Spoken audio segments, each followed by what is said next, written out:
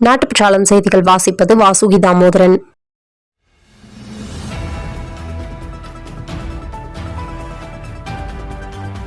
திண்டுக்கல் மாநகராட்சி அலுவலகத்தில் PV Das colony பகுதியை சேர்ந்த பொதுமக்கள் இலவச வீட்டுமனை பட்டா அல்லது அடுக்குமாடி குடியிருப்பு கட்டித்தரக் கோரி தரையில் அமர்ந்து முற்றுகை போராட்டத்தில் ஈடுபட்டுள்ளனர்.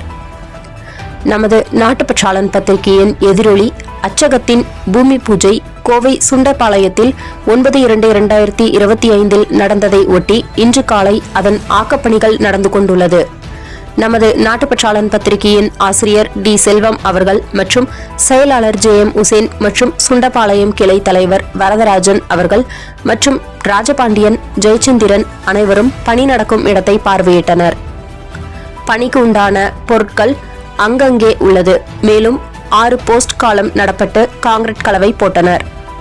27 ஆண்டுகளுக்கு முன் 1998 பிப்ரவரி 14 கோவை குண்டுவெடிப்பில் பலியானவர்களுக்கு கோவை RS புரம் TV சுவாமி ரோட்டில் மாநகராட்சி கலையரங்கத்திற்கு முன்புறம் மேடை அமைத்து நடந்த புஷ்பாஞ்சலியில் BJP தமிழக தலைவர் அண்ணாமலை மற்றும் காடேஸ்வரா சுப்பிரமணியம் MLA வானதி ஸ்ரீனிவாசன் கர்நாடக மாநில MP மற்றும் கோவை மாநகர BJP நிர்வாகிகள் மற்றும் கட்சி பிரமுகர்கள் கலந்து கொண்டு புஷ்பாஞ்சலி நிகழ்ச்சியை நடத்தினர்.